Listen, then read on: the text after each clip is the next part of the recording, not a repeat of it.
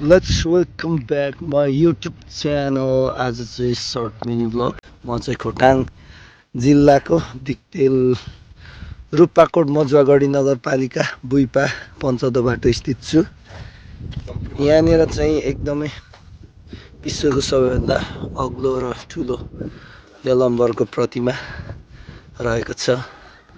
उहाँ चाहिँ किराँतकालीन पहिलो राजा मानिन्छ भने अनि जोस एउटा भगवान सोसरको व्यक्ति मानिन्छ किराँतीहरूको।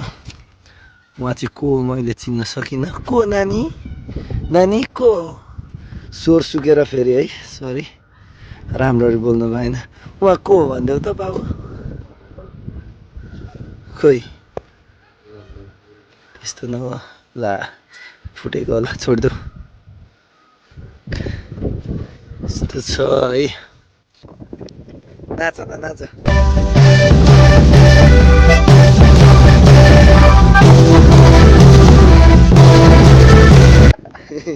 कसलाई नाच्नुहुन्छ नाच्नुहुन्छ भाइ नाच्देऊ न नाच्देऊ न यार नाच्देऊ न भाइ।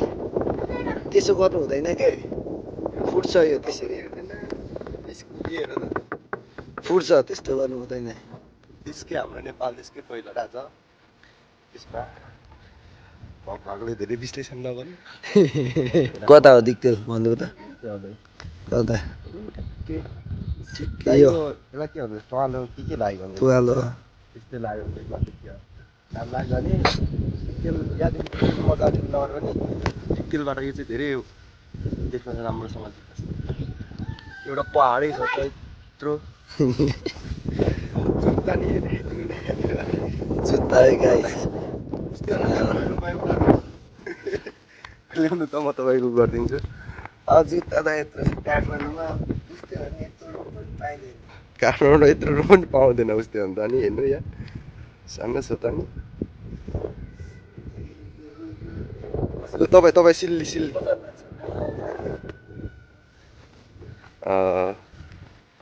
सैला सैला यति नै है त हाम्रो बुइपा बजार खोटाङको फेमस बजार।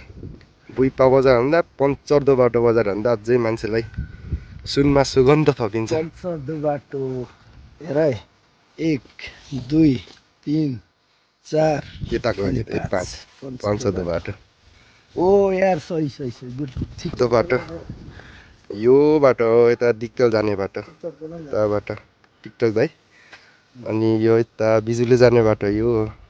अनि यो हाम्रो लेक्पा यता यो कट्टिटार कता जाने बाटो। अनि ठ्याक्क यहाँदेखि यो साइड यता माला जाने बाटो राजापानी गाईघाट जाने बाटो। अनि यहाँदेखि यता बिजेफरको जाने बाटो। कुरो यति नै हो।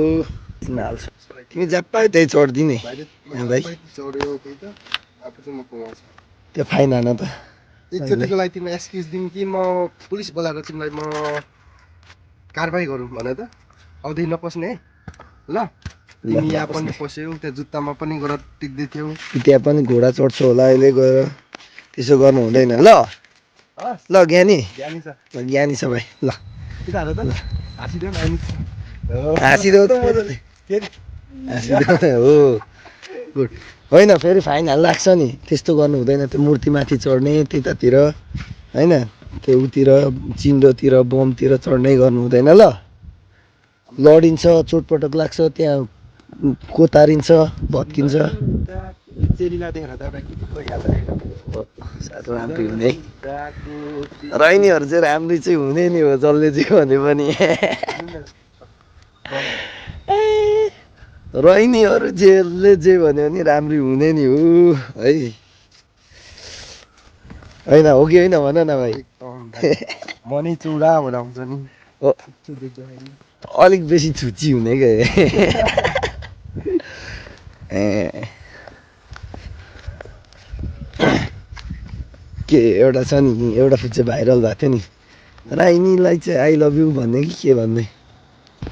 सो साथीहरू है यस्तै छ भिडियो ब्लग अनि आजलाई चाहिँ ब्लग यति नै।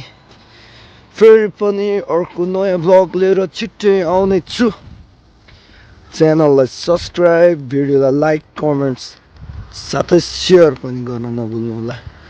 तपाईँको UTR01 भिजिट आउँदैछ साथमा। स्वर सुकेर अलिकति तनाव भएको छ घाँटीमा मिलेन।